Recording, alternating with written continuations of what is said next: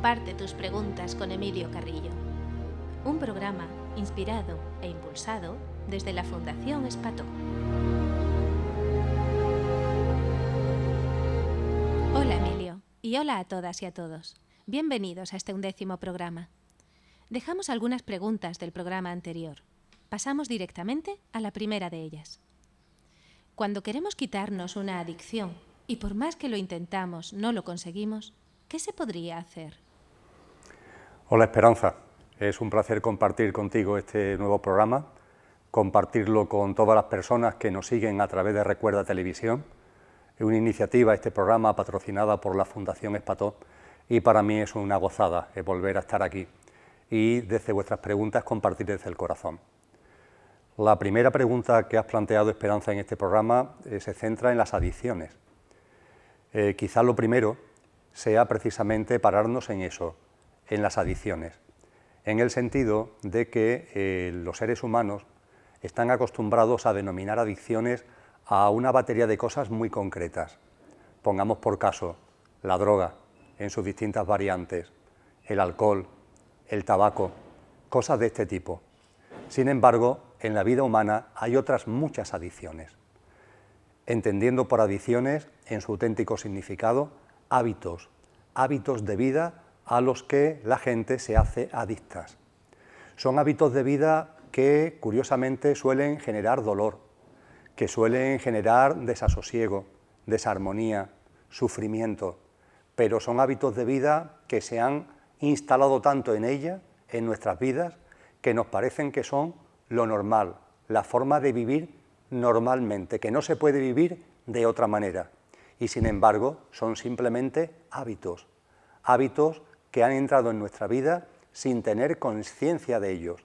Entraron en nuestra vida en la infancia, en la adolescencia, en la educación, en la familia, en el colegio, por influencia de los amigos, por influencia de la sociedad, y ¡clac!, se instalan en nosotros y se convierten en hábitos adictivos, en cuanto a que no podemos, ni siquiera vemos la posibilidad de vivir de otra manera.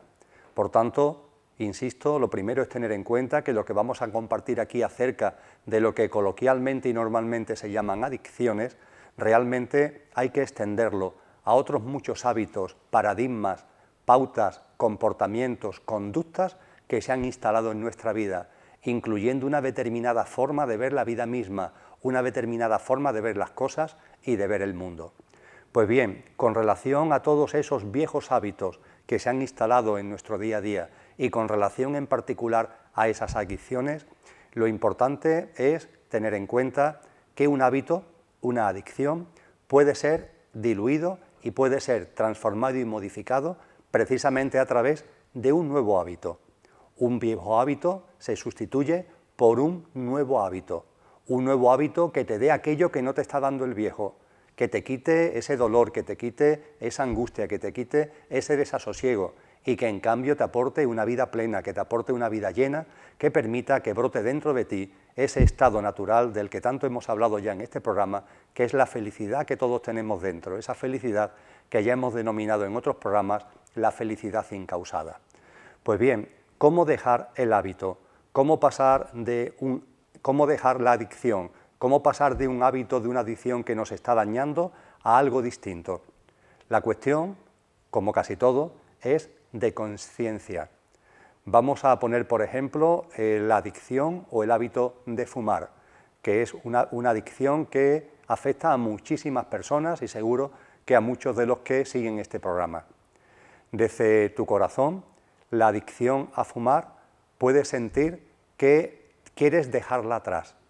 Hay algo en tu interior que te está diciendo que esa adicción no te está reportando nada en positivo, sino al contrario, que te está generando una distorsión, que te está generando un impacto en salud, etcétera, etcétera.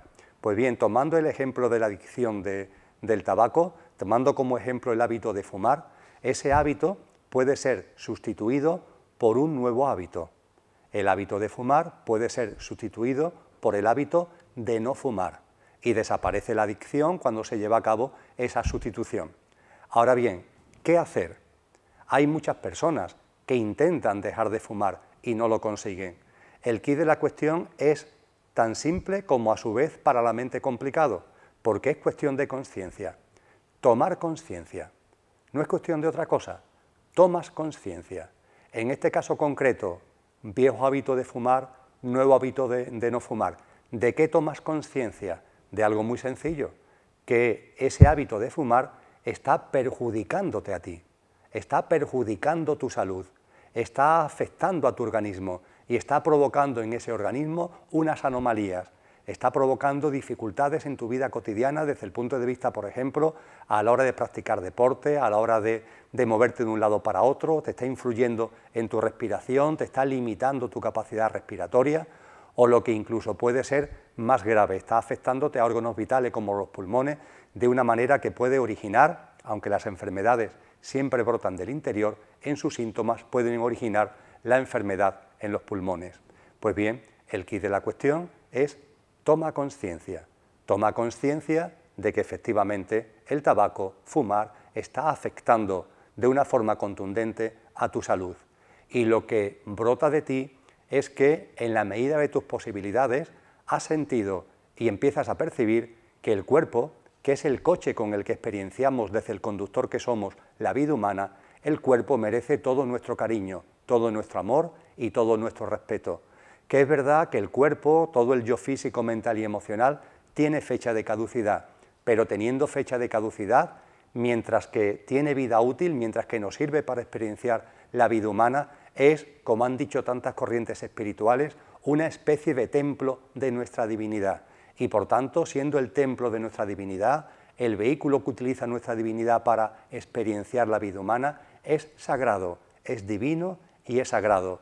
Y desde nuestro mando consciente de la vida, hacia ese templo, hacia ese vehículo, hacia ese coche, que aunque tiene fecha de caducidad, es divino y es sagrado, lo que surge de nosotros, lo que surge de nuestro corazón, lo que surge de nuestra conciencia es el amor y es el respeto, y hacer lo que conscientemente está en nuestra mano para que ese organismo tenga un funcionamiento perfecto, que nos permita desplegar nuestra divinidad en el día a día con energía y con salud, que nos permita practicar y compartir nuestros dones y talentos con energía y con salud, en perfecto estado de revisión, en perfecto estado de funcionamiento. Cuando esto lo empiezas a entender, empiezas a tomar conciencia, la conciencia que te lleva a ver el requerimiento interior de ir dejando esas adicciones, de ir dejando esos hábitos que realmente solo te están dañando a ti y están dañando a ese vehículo maravilloso que tienes para experienciar la vida humana, y que al dañarlo, al afectarlo, al contaminarlo, te va a impedir desarrollar adecuadamente lo que son tus experiencias de vida, lo que son tus dones, lo que son tus talentos, y los dones y talentos son ni más ni menos que la expresión más acabada de nuestra divinidad. Sin necesidad de ponernos demasiado serios, esta es la clave. Toma conciencia de cómo ese viejo hábito, esa adicción, está afectándote a ti, a tu coche, a tu vehículo, al templo de tu divinidad, minorando, limitando la capacidad que tiene ese vehículo para desplegar de verdad una vida intensa, una vida llena de energía y una vida que pueda saborear a la vida misma. Ese es el quid de la cuestión, la toma de conciencia. Cuando se toma la conciencia en la forma que acabo de resumir con relación a cualquier adicción, el hábito viejo empieza a ser sustituido por el nuevo hábito. Todo es una cuestión de conciencia. Y termino la respuesta a esta cuestión tal como empecé. No olvidemos que en nuestra vida se han instalado muchas adicciones que no denominamos como tales, que se han instalado muchos hábitos de vida que nos están afectando, que nos están limitando, que nos están retrotrayendo, que nos están haciendo permanentemente salirnos de la armonía y de la felicidad que todos tenemos en nuestro interior.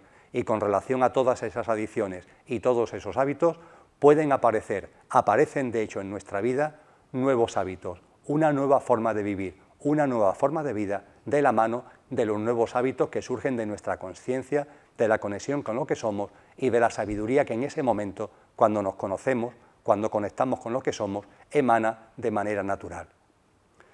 Podemos continuar, Esperanza, con otra pregunta. Muchas gracias, Emilio. ¿Se pueden interpretar los sueños? ¿En verdad tienen un significado? La palabra sueño lo mismo que ocurría con el término adicción, quizás merezca la pena comenzar precisamente por el mundo de los sueños, explicando brevemente sus distintas manifestaciones, en cuanto que con esa palabra hemos englobado, la humanidad engloba muchas cosas. En primer lugar, hay una tipología de sueños que incluimos dentro del término genérico sueños, que son ni más ni menos que lo que proyecta la mente mientras que estamos dormidos. La mente, durante el día, lanza pensamientos, no solo cuando la necesitamos, es ese otro viejo hábito. Nos hemos habituado, por influencia de la educación, por influencia de la familia, por influencia del colegio, por influencia de la sociedad, nos hemos habituado a creer que los pensamientos son nuestros, pero es un error. Son nuestros aquellos pensamientos que surgen de la mente cuando conscientemente le estamos diciendo a la mente, mente, te necesito. En ese instante, en ese momento, para esa circunstancia, en esa situación, los pensamientos son tuyos. Pero no son tuyos para nada. Los pensamientos que la mente está lanzando como pensamientos pestañeos, como esa radio que no para de hablar y que no tiene nada que ver con una necesidad consciente tuya, no tiene nada que ver con que tú la estés llamando para algo. Aquí estamos compartiendo este programa. Para hacer posible este programa se necesita muchas personas que han puesto lo mejor de sí y han utilizado su mente. Yo mismo estoy utilizando la mente ahora para responder estas cuestiones. Pues bien, aquí estamos haciendo un uso consciente de la mente y los pensamientos que surgen de ese uso consciente son míos, son nuestros. Ahora bien, cuando a la mente no la estamos utilizando conscientemente, la mente debería retirarse, debería callarse, pero tenemos el hábito viejo de que la mente sigue hablando constantemente, incesantemente, pensamientos pestañeos que no tienen nada que ver con nosotros. Lo hemos compartido también en otras preguntas del programa en ediciones anteriores. Pues bien, durante la noche, cuando conciliamos el sueño, cuando dormimos, la mente no para. Esa mente que está ahí durante el día lanzando pensamientos pestañeos continuamente, durante la noche sigue y lo hace en forma de sueños. Por tanto, lo primero a poner de manifiesto dentro de este término genérico de sueños es que hay sueños en nuestra noche que surgen como proyección de esa mente que no para de hablar, esa mente que hemos olvidado, esa radio que hemos olvidado dónde está el botón para pararla, y producto de esa radio que no para de hablar, cuando estamos dormidos son una parte importante de los sueños, los recordemos o no los recordemos. Por tanto, la primera gama de sueños a las que hago referencia son aquellos que son ni más ni menos que proyección de la mente, del lío de la mente y del vaivén de la mente. Y con relación a esta tipología de sueños, poco puedo decir. Esos sueños no tienen ningún significado, esos sueños no tienen ningún mensaje, esos sueños no aportan ninguna señal, ahí no hay ninguna premonición, ahí no hay ninguna experiencia realmente tuya. Ahí lo que hay exclusivamente es el vaivén de la mente, el ida y abajo de la mente, el lío de la mente.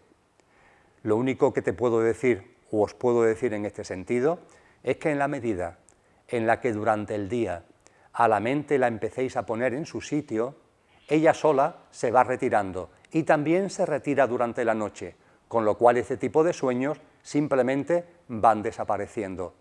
Una persona que su mente deje de estar permanentemente activa, durante el día haya dejado de lanzar pensamientos cuando no se le necesita, limitándose a ser un instrumento cuando realmente la necesita. Una persona que vive así su día deja de tener ese tipo de sueños. Ya no están los sueños que son proyección de la mente. La mente se ha retirado durante el día y la mente sigue retirada durante la noche. Por tanto, para que esos sueños desaparezcan de nuestro hábito, de nuestro hábitat de dormir, es algo tan sencillo, desaparezcan por tanto de nuestros sueños, como que durante el día, cuando la mente se entromete en lo que no le incumbe, cuando la mente aparece en escena sin que nosotros la hayamos solicitado, decirle con todo el amor y con todo el cariño, mente, cállate, tú de estos no entiendes, vete a tu sitio, y no hacerle el juego. Cuando la mente aparece, como siempre aparece en escena, diciéndonos que las cosas están mal, viendo todo torcido, obligándonos a no ver la realidad, sino limitándonos a pensar acerca de ella, cuando funciona con base en el contraste y hace que no valoremos la salud hasta que estemos enfermos. Cuando estamos enfermos nos acordamos de la salud, entonces sí, pero en el momento en el que recuperamos de la salud volvemos a olvidar la importancia de la salud hasta que volvemos a caer enfermos. Todo este guirigay que la mente provoca, cuando la mente aparece en escena, mente, cállate, tú de estos no entiendes, no sirves para ver la vida, no sirves para comprender la vida, no sirves para entender la vida. Retírate, ya te llamaré cuando te necesite. Y la mente poco a poco se va aburriendo de ti, de esa persona, de ese ser humano que le está diciendo no, no te hago el juego, vuelve a tu sitio.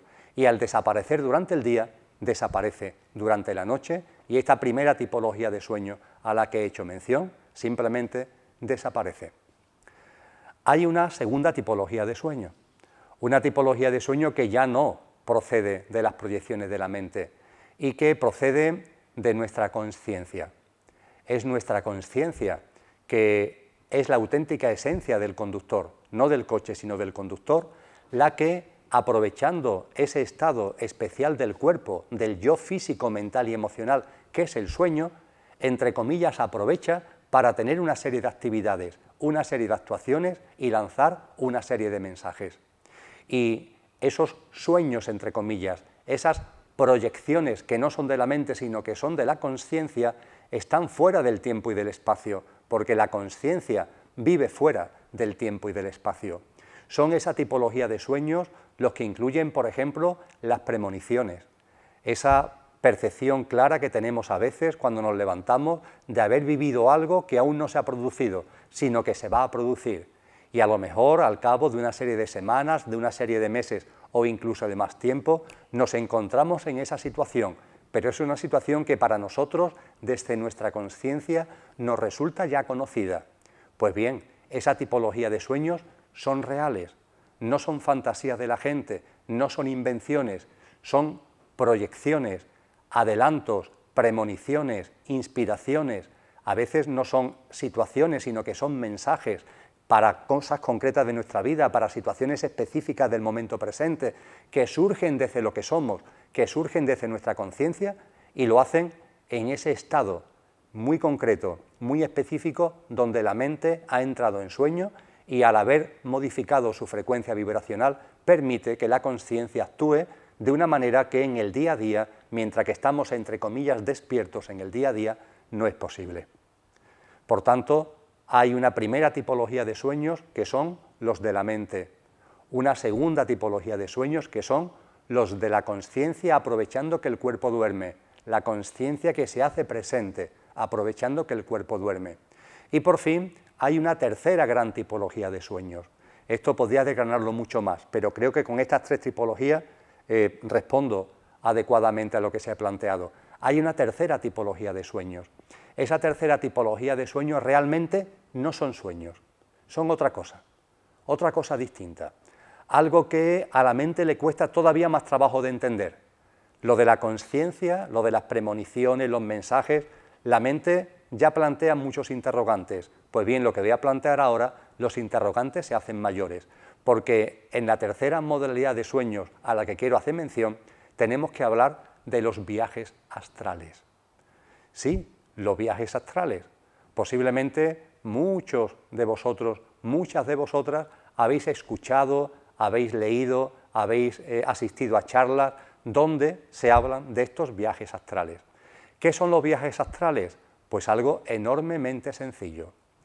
Somos el conductor que ha encarnado en un coche para vivenciar la experiencia humana. Ese conductor que es energía, que es consciencia, que le demos el nombre cada uno que le dé la gana, que encarna en un yo físico, mental y emocional para desplegar y para vivenciar la experiencia humana. Pues bien, en el estado de somnolencia, en el estado de sueño profundo, nuestro conductor sale del coche. Dicho de una forma gráfica y coloquial, se baja del coche.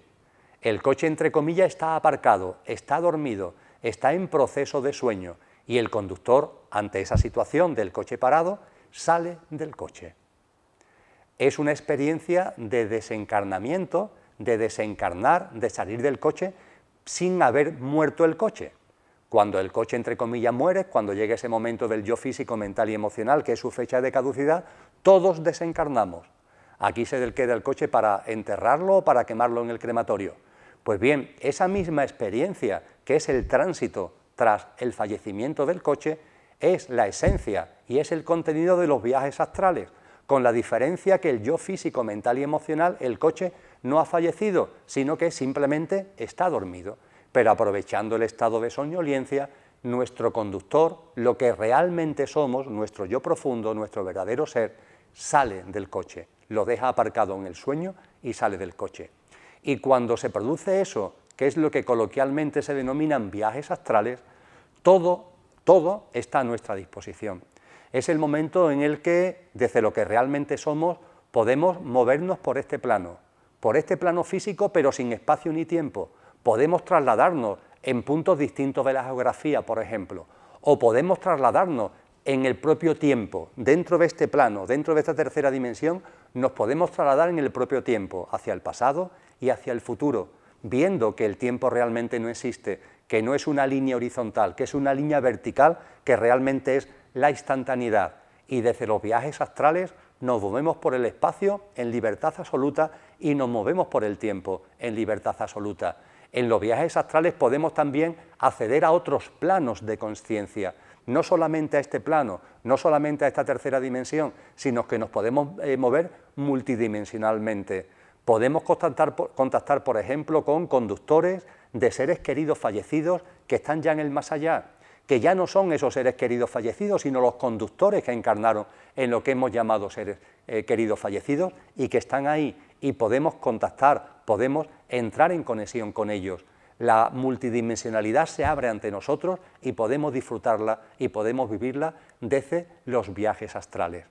Por tanto, cuando hablamos de sueños, estamos hablando de algo enormemente potente, que no puede ser englobado como una única cosa. Hay sueños de la mente, hay sueños que son manifestaciones directas de la conciencia y hay sueños que no son tales, sino simplemente que nuestro conductor, aprovechando que el coche está dormido, realiza los denominados viajes astrales. Cuando quieras, Esperanza, podemos continuar con otra cuestión. Gracias. Quisiera preguntarte, Emilio, ¿qué piensas sobre la inteligencia emocional? ¿Consideras apropiado convertir estas enseñanzas en un proyecto de vida lucrativo? Lo que comparto en este programa no tiene nada que ver con creencias. Al menos desde el corazón y desde la conciencia estoy centrado y atento para que esto no sea así. Lo que comparto en el programa tiene que ver con experiencias y tiene que ver con la conexión de esa conciencia que está en mí y que está en vosotros y que está en vosotras. Por tanto, no cabe desde la conciencia emitir ningún juicio, no cabe desde la conciencia emitir ningún creo esto o ningún creo lo otro. La conciencia está mucho más allá de eso. Lo que desde la conciencia podemos compartir, lo que desde la conciencia tenemos que entender, es que todo lo que ocurre tiene un sentido profundo, que todo lo que ocurre tiene un porqué y un para qué. Con relación al ámbito de las emociones, que cada cual desde el corazón y en coherencia con lo que sienta, actúe como considere oportuno. El que se acerca al mundo de las emociones para conocerlas o el que imparte sus enseñanzas, imparte sus terapias en ese ámbito de las emociones. Que cada cual haga lo que en coherencia desde su corazón entienda oportuno. Desde la conciencia, lo que sí quiero compartir son fundamentalmente dos cosas. En primer lugar, las emociones pertenecen al coche, no a ti. El mundo emocional no es el tuyo, es un producto del coche. Esto no significa nada que tenga que ver con un calificativo peyorativo para las emociones, sino simplemente situarlas en su sitio. Nosotros, como conductores, utilizamos el coche, yo físico, mental y emocional, y todo lo que tiene que ver con la corporidad, todo lo que tiene que ver con lo físico y material, todo lo que tiene que ver con los sentidos corpóreos, todo lo que tiene que ver con el funcionamiento de la mente y todo lo que tiene que ver con las emociones, pertenecen a ese coche. Lo que te incumbe a ti es ser consciente de ello y llevar el mando del coche. Ser consciente, por ejemplo, de las emociones que ante situaciones, hechos, circunstancias o personas concretas, ese coche lanza. ¿Cuáles son las emociones que lanza? Pero esas emociones no son tuyas. No te involucres con ellas, no te hagas uno con ellas. Tú conecta con lo que realmente eres y no te dejes llevar ni por la cascada de las emociones, ni por la cascada de los pensamientos de la mente, ni por nada que se le parezca, porque eso significaría que te estás identificando con el coche y estás dejando de llevar el volante. Ya no eres tú el que llevas el mando consciente. Cuando hablamos de las emociones en cualquiera de sus variantes y en cualquiera de sus facetas, estamos hablando de una parte de las actividades del coche, de la misma forma que nuestro utilitario, el que utilizamos todos los días para desplazarnos, para hacer viajes, para ir al trabajo, tiene una serie de componentes que todos más o menos conocemos y que están ahí. Pues eso, precisamente, es el tema de las emociones. Y con relación a lo que es la actuación de esas emociones para, de algún modo, conseguir que no nos causen desasosiego, que no nos saquen de nuestro centro, que nos aporten paz en lugar de aportarnos desarmonía, con relación a todas esas terapias que se están extendiendo cada vez más. Es lo segundo que quiero compartir al propósito de las emociones con relación a esto. Y fijaros, voy a tocar un tema que no ha salido hasta ahora en ninguno de los programas, que es el funcionamiento del sistema. Todos estamos viviendo en un determinado sistema. Ese sistema es un sistema económico, social, institucional, político, con una serie de instituciones, con un entramado institucional determinado. Esa es la sociedad, ese es el sistema que hemos construido entre todos, por cierto, desde nuestros procesos concienciales y en el proceso conciencial personal y colectivo de la humanidad hasta el momento presente. Este sistema, desde el punto de vista político-económico, algunos le llaman mercantilismo, otros le llaman capitalismo, se ha puesto de moda en algunos autores filósofos modernos simplemente hablar del sistema neoliberal. La denominación es lo de menos. Hago referencia, con la denominación que sea, a lo que creo que me entendéis perfectamente cuando hablo del sistema. Pues bien, el sistema, que estamos también desgranando en otro programa de Recuerda Televisión, que son las tertulias conscientes, donde conjunto con Enrique Álvarez y con Juan estamos acercándonos precisamente a que si lo que estamos viviendo es una crisis o una mutación del sistema, con relación a ese sistema, con relación a ese entramado institucional, tenemos que ser conscientes de que no siempre ha funcionado igual, no siempre ha funcionado igual. Y muy en particular, a lo largo de las últimas décadas, se ha producido un giro muy importante en el sistema, porque el sistema ya no aspira a ser un sistema que se impone disciplinariamente. Eso ha pasado a la historia.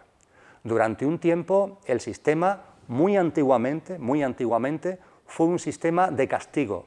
Fue un sistema en el antiguo régimen que, para que tú hicieras lo que el sistema quería, te directamente ocasionaba dolor físico o te amenazaba con el dolor físico y con la muerte.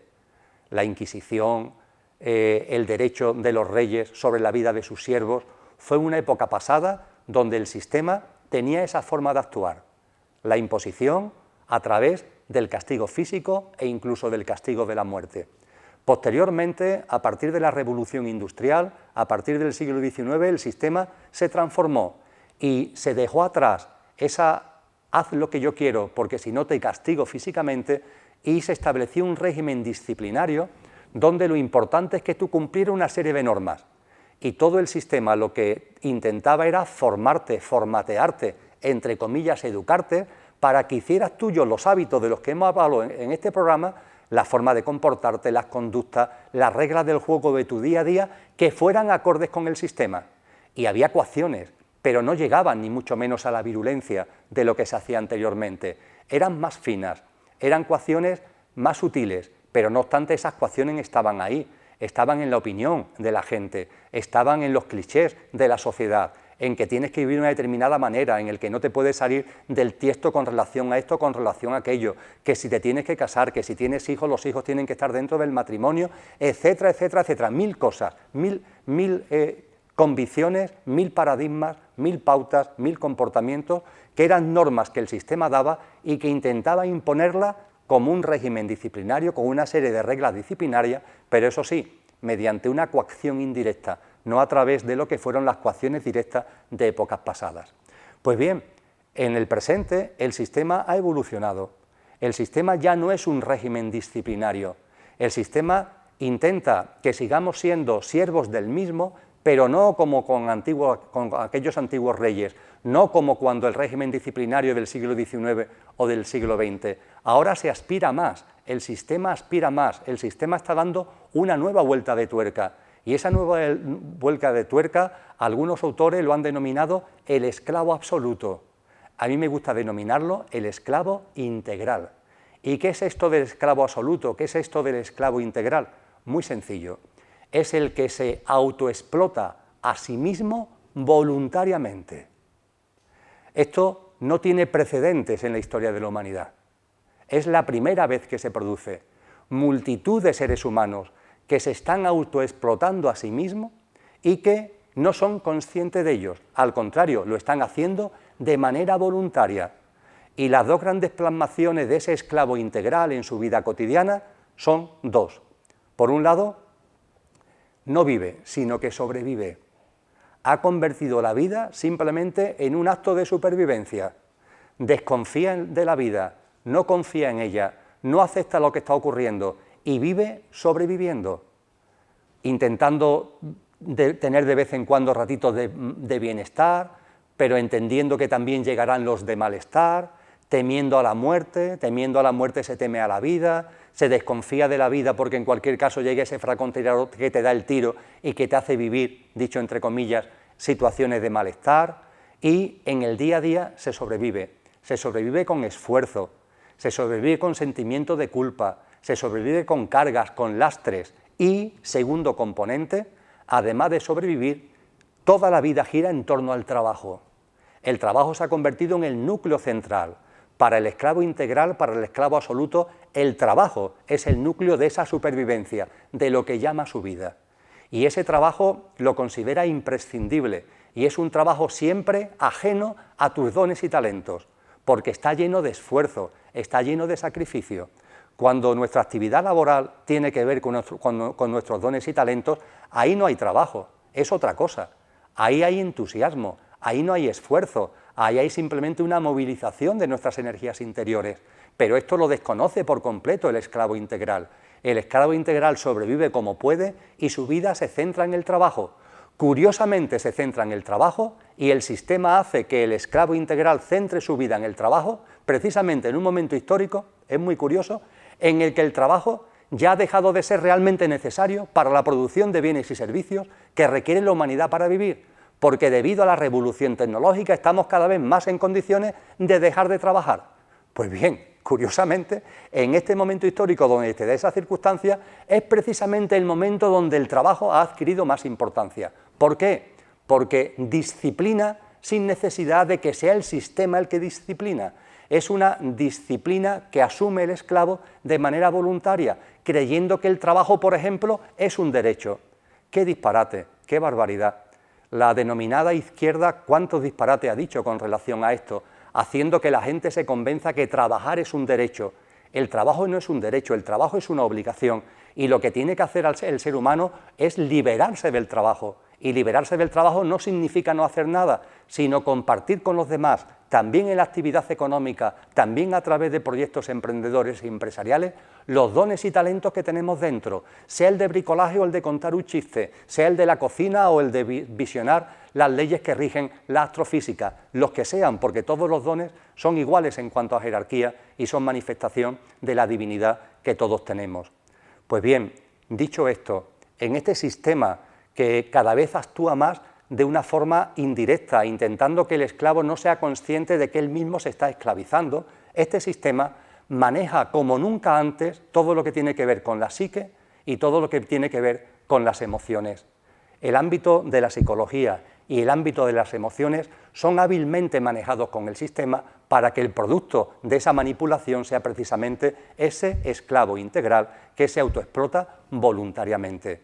Y creo que no hace falta ser un lince para, analizando la vida cotidiana, analizando la sociedad que tenemos a nuestro alrededor, el comprobar, por ejemplo, cómo en la sociedad de consumo, de venderte directamente productos, cada vez se te venden más emociones. Aparecen en la tele anuncios, por ejemplo, de coches, donde lo de menos en sí es el coche. Te están poniendo un paisaje, te están situando a ti al frente de ese volante para vivir unas determinadas emociones con ese volante. O los anuncios que nos invitan a ir a determinados sitios de vacaciones. No te están vendiendo tanto el sitio físico, el quid de la cuestión de la publicidad no radica tanto en la descripción del sitio al que vas a ir, sino que te describen unas pretendidas emociones que tú puedes vivir en caso de que vayas a ese sitio. Podría extenderme mucho más, no es el marco.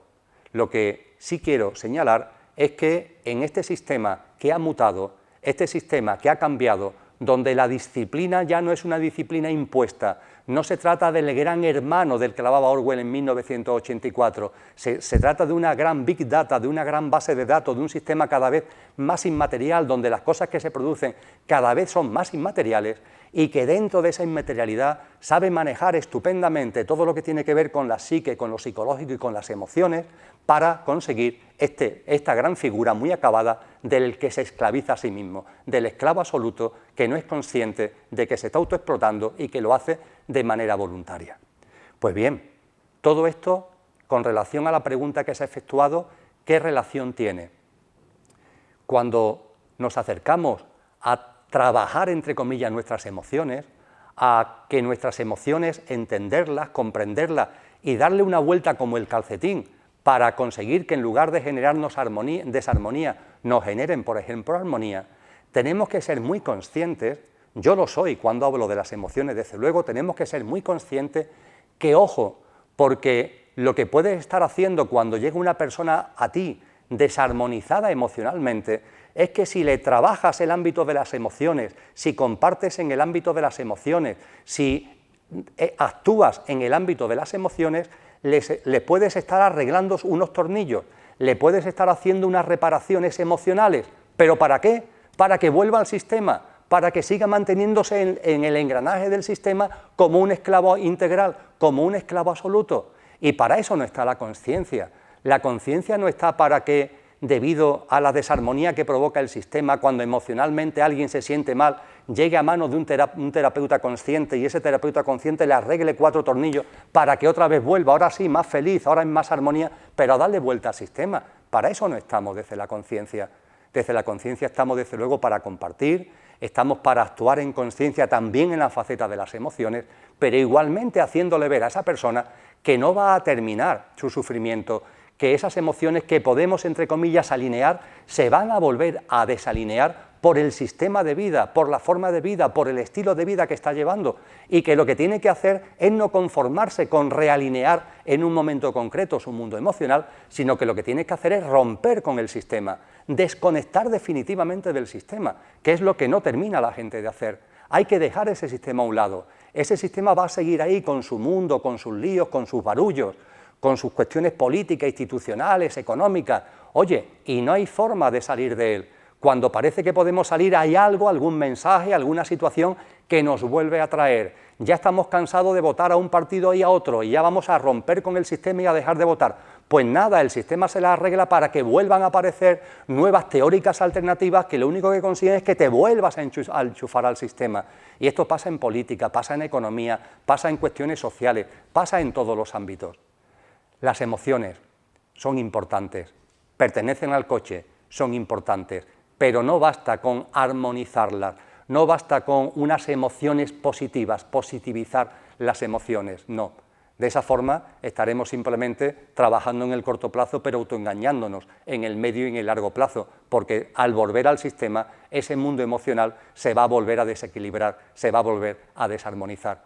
Al hacer cosas con relación a las emociones, con esas personas con las que estamos compartiendo, hay también que compartir que ha llegado el momento de decir desde el corazón y con amor, hasta luego, adiós, desconectar del sistema y dejar que el sistema siga ahí, desde el amor y desde el agradecimiento, porque precisamente como todo tiene su porqué y su para qué, ese sistema, ese mundo, esa élite que está ahí dando vuelta, está siendo precisamente un mensaje continuo para que desconectemos de él y para que desconectemos desde la consciencia, para que nos hagamos conscientes de cosas que si no fuera gracias a lo que sucede en el sistema, nunca nos habríamos dado cuenta. Y cuando te das cuenta, no hay ira, no hay ninguna sensación de resentimiento, no hay ninguna sensación de violencia con relación al sistema, no, simplemente no tiene nada que ver contigo. Y le estás agradecido desde el amor por lo que te ha ayudado a darte cuenta de cosas que si no te hubieras dado cuenta, y tu vida empieza a encaminarse por otros derroteros. Las instituciones ni se les reclama, ni se le piden que sigan su juego, no tienen nada que ver conmigo, no tienen nada que ver contigo. El mundo de la política, el mundo de la economía, no tiene nada que ver contigo, no tiene nada que ver conmigo en lo que realmente somos. Que sigan su juego ahí quien quiera. Es un juego de desarmonía, es un juego de sufrimiento. Tú desde el corazón empiezas, en la medida que te sea posible, a vivir de una manera distinta, compartiendo con la gente de una manera distinta, compartiendo tus dones y talentos, dejando de intentar dominar, dejando de intentar competir, dejando de intentar tener, acumular, atesorar, retener, y respirando en una vida sencilla y una vida que realmente se pueda llamar vida, no la supervivencia, que es el eje, junto con el trabajo, del esclavo absoluto. Ese esclavo que se autoexplota voluntariamente y que se ha convertido en el santo y seña del sistema en el momento actual. Esperanza, ¿podemos pasar a otra pregunta? Muchas gracias. ¿Puedes compartir tu sentir sobre Jesús? Los años desconocidos de su vida, dónde estuvo, qué aprendió, ¿se casó? ¿Tuvo hijos? ¿Murió físicamente en la cruz? ¿Cuándo se nos va a decir la verdad sobre todo esto? La verdad. La verdad es la de cada uno. Cosa distinta es lo real. Cada uno desde su sistema de creencias, los que todavía lo tienen, que son mucha gente, desde su sistema de creencias ven el mundo de una determinada manera, ven los hechos, las situaciones, las circunstancias, las personas, las cosas, de una determinada manera a través de las gafas de su sistema de creencias. Y a través de esa gafa del sistema de creencias, cada uno ve las cosas con su verdad. En definitiva, no hay una verdad, sino muchas verdades, las que cada uno fabrica cuando está en adicción a un determinado sistema de creencias.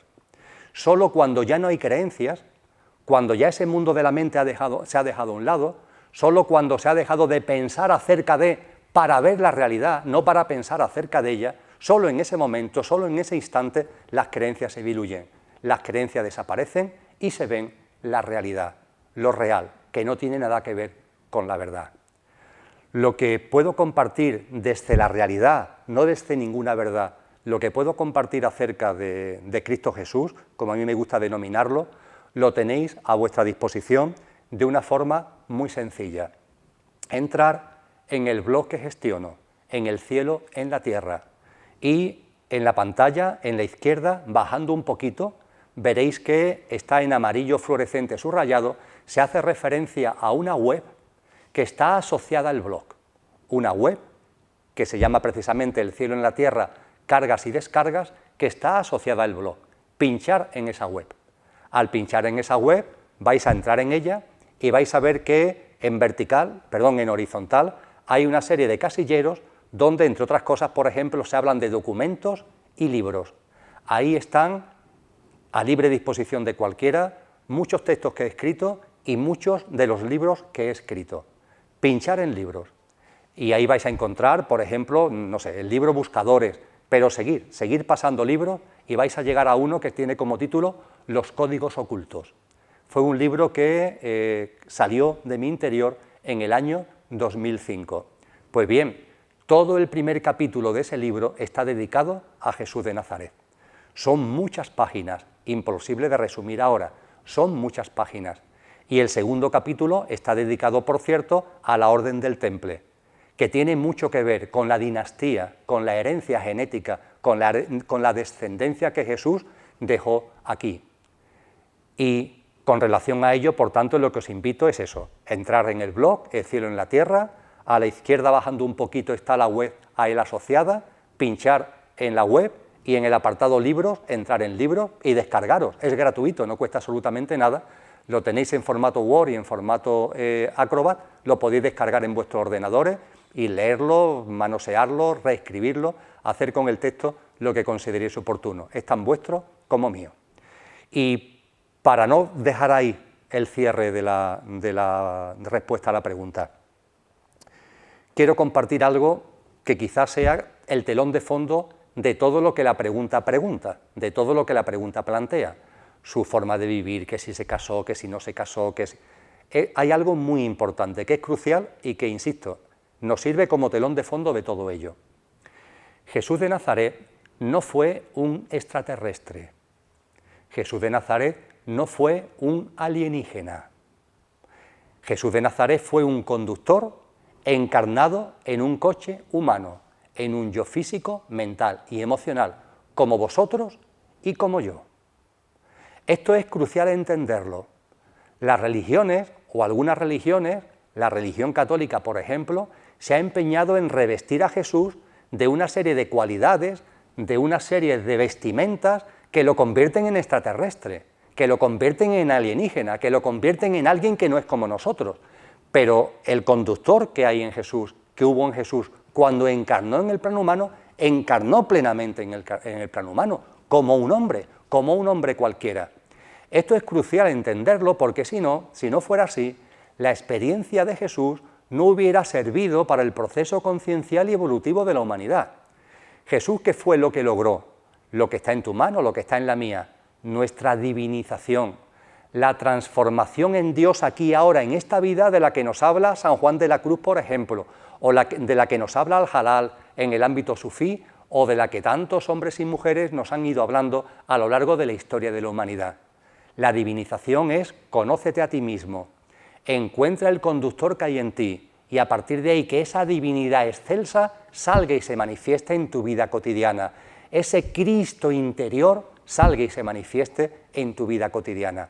Esto fue lo que Cristo Jesús hizo. Esta fue la vida, la plasmación en la vida de Cristo Jesús. De ahí que legítimamente a Jesús hay que denominarlo Cristo, Cristo Jesús, un ser humano que fue capaz de sacar el Cristo interior que todos tenemos, entendiendo por Cristo interior la divinidad pura, la divinidad absoluta que todos atesoramos. Pues bien, cuando Jesús de Nazaret, Cristo Jesús, esto lo hace, esto lo plasma, esto lo realiza, esto impregna a toda la humanidad, como cualquier cosa que hagas tú, como cualquier cosa que haga yo. Es lo que en términos científicos se denomina actualmente los campos mórficos y morfogenéticos.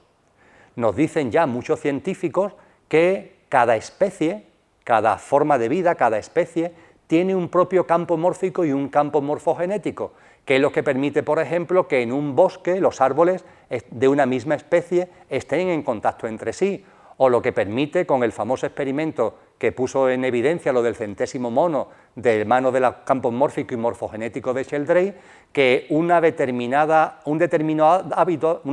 hábito que un grupo de monos adquieren en un determinado sitio, una determinada isla de Filipinas, se reproduzca sin necesidad de medios de comunicación y en muy poco tiempo en esa misma especie de mono, pero que vive a muchos miles de kilómetros de distancia en otra isla. Y hay un intangible, hay una conexión inmaterial entre las especies que hace esto posible. Pues bien, la humanidad también tiene su campo mórfico o morfogenético, y cuando un ser humano se diviniza, eso pasa a ser patrimonio de toda la humanidad. Y eso hace que la puerta de la divinización, que estaba cerrada, ya se abre. Eso no significa que el proceso no sea tuyo o mío, el proceso sigue siendo tuyo, el proceso sigue siendo mío, pero cuando lleguemos a esa puerta no va a estar cerrada, va a estar abierta, porque ya otros seres humanos, por sus propios procesos y por sus propias experiencias, y en la conexión mórfica y morfogenética, la han abierto. Para que se entienda esto mejor, porque sé que el mundo de la mente plantea muchas dudas, para que se entienda esto mejor, suele pasar con los descubrimientos científicos. Por ejemplo, la radio. Hay discusiones, las sigue habiendo, sobre quién es el auténtico descubridor de la radio. Marconi, Tesla, hay hasta 5 posibles personas que se atribuyeron en su momento, y aún hay dudas al respecto, de cuál es el auténtico inventor.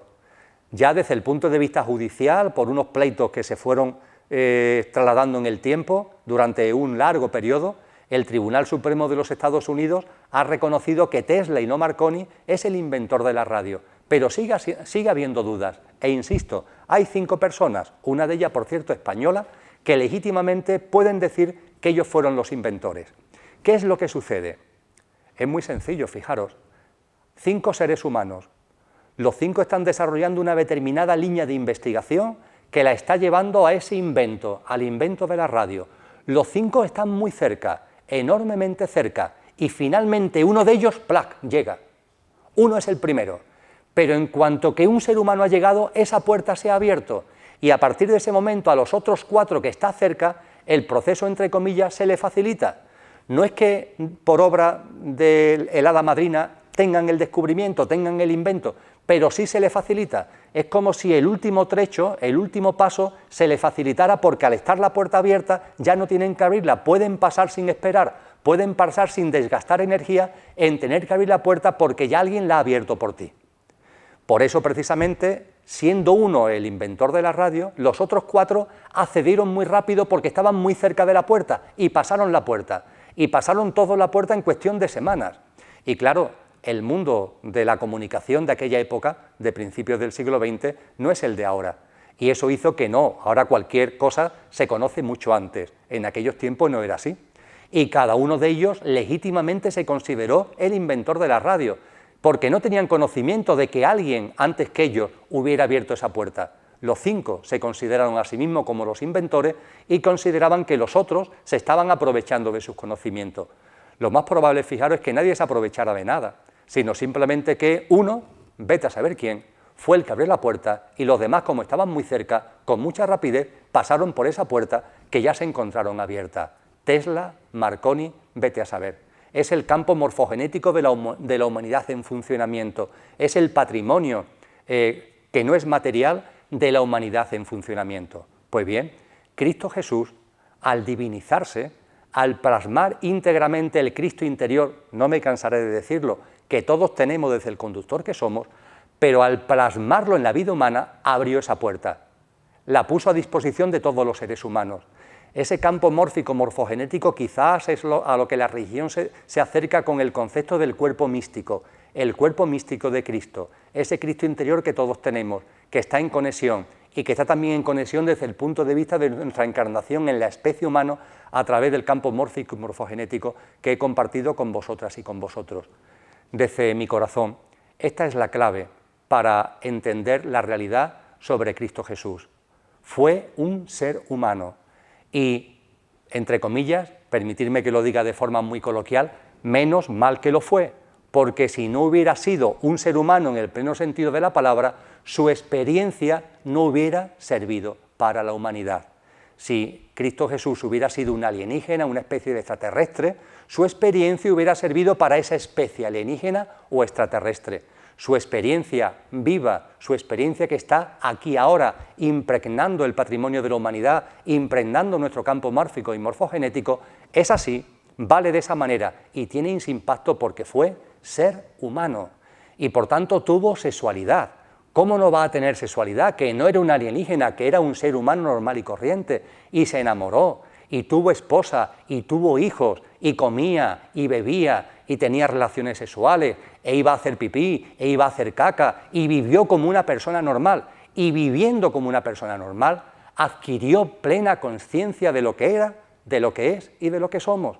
Y ese patrimonio es el que Jesús ha regalado desde su experiencia. Y ese patrimonio es el que está aquí, a disposición de todos nosotros, para disfrutarlo, para que sepamos que la divinización, la transformación en Dios como el grado más perfecto a que en esta vida se puede llegar, que dejó escrito San Juan de la Cruz, no es ninguna locura, es una realidad, está a tu alcance y está a la mía, porque no se trata de hacer absolutamente nada, sino tomar conciencia de lo que ya somos. Esperanza, no sé si hay tiempo para alguna cuestión más en este programa. Gracias, Emilio. Sí, la última pregunta para el programa de hoy. ¿Podrías comentar algo sobre la psicostasis, el pesaje de las almas? ¿Qué pasará con las almas que, existencia tras existencia, no se mojan? Es decir, no se deciden a tomar un camino y se limitan a vegetar. la realidad de corazón es que no tengo conocimiento experiencial sobre la pregunta. Sí tengo experiencia acerca del mundo álmico, no sobre las cuestiones tan concretas que la pregunta plantea. Para no callarme y no decir nada más, desde lo que es mi experiencia del componente álmico, lo que me está diciendo mi interior que comparta es algo corto y sencillo. Nosotros no somos nuestras almas. El conductor y el coche. No somos el coche. El yo físico, mental y emocional es un vehículo que utilizamos para experienciar la vivencia humana. Pues bien, no somos tampoco el alma. El conductor es mucho más que el alma, pertenece a un ámbito y una esfera que está mucho más allá del alma.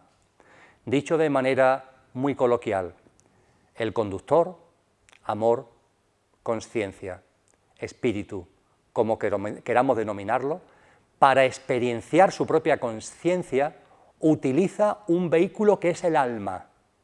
Es un vehículo que le permite moverse multidimensionalmente, no por un plano como el humano concreto, no, multidimensionalmente, en el tiempo y en el espacio.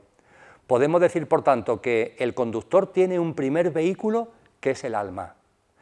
Ahora sí, cuando con ese vehículo que es el alma, el conductor encarna en un plano concreto, como el plano humano, el alma, el coche álmico, tiene que entrar en otro coche. El coche, el cuerpo, el yo físico, mental y emocional, en el caso humano, que le permite experienciar la vivencia humana, porque si no fuera debido a ese coche físico, el alma no podría desarrollar ni vivenciar la experiencia humana. Pero el conductor es el que está con el mando consciente del alma y el que debe de estar igualmente con el mando consciente de ese segundo coche que es el yo físico, mental y emocional. Pero no es ni lo uno ni lo otro. El yo físico, mental y emocional tiene fecha de caducidad y sirve para experienciar durante una serie de lo que aquí llamamos años la experiencia humana, y el alma tiene una trayectoria mucho más dilatada, que en este plano se pone de manifiesto en reencarnaciones sucesivas.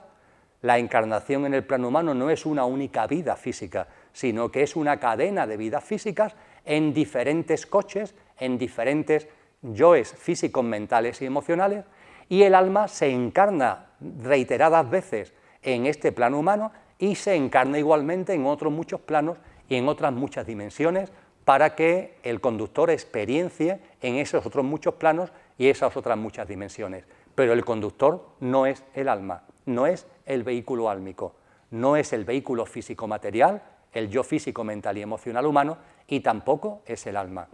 Comparto esto fundamentalmente porque el conductor no admite ningún tipo de identidad. El conductor no tiene que ver con las experiencias álmicas, el conductor está mucho más allá de las experiencias álmicas. Las vive en conciencia, pero está mucho más allá de ellas. Igualmente que está mucho más allá del puñado de años que vivimos en este plano humano en un determinado cuerpo físico. Vive las experiencias como experiencias, pero está mucho más allá de ellas. Vive las experiencias desde la conciencia, que es la esencia del conductor, pero evidentemente su mundo es un mundo que está mucho más allá de ello. De corazón a corazón, no nos identifiquemos con el yo físico, mental y emocional, con el coche físico. Nos presta un gran servicio, nos permite experienciar la vida humana, la experiencia humana, pero no somos nosotros. Y no nos identifiquemos con el vehículo álmico, tampoco somos nosotros. Nos presta un gran servicio, nos permite reencarnar en el plano humano y vivir experiencias concadenadas, nos permite encarnar en otros planos y dimensiones, pero somos otra cosa. De corazón a corazón, no te identifiques con nada, porque no eres nada, precisamente porque eres todo. Precisamente porque eres todo, no eres nada. Deja atrás cualquier tipo de identidad, individual o colectiva, física, álmica o incluso espiritual. Ve más allá, entra más dentro de ti, hasta lo que realmente eres. Y eso que realmente eres, vida y conciencia. Eso que realmente eres no tiene ningún tipo de identidad, precisamente porque no eres nada al ser todo. Como eres todo, no eres nada, tampoco el alma ni sus experiencias. Muchas gracias, Esperanza. Ha sido un placer compartir este programa con vosotros, contigo y con todas las personas que lo han seguido en Recuerda Televisión. Gracias. Emilio, consumo marihuana y ya sabes los prejuicios sociales que hay en estos temas. Mi pregunta es, ¿para qué la consumo? Y siguiendo tus vídeos, imagino que tengo que disfrutar de la experiencia, ¿cierto? ¿Cuál es tu sentir sobre Ho'oponopono? ¿Tiene la mujer el derecho a abortar? Estas preguntas y las que queráis compartir las responderá Emilio Carrillo en próximos programas. Emilio, muchísimas gracias por todo. Hasta el próximo programa. Espató. Si quieres compartir tus preguntas con Emilio Carrillo, envíanos un correo electrónico a preguntasaec@fundacionespató.com.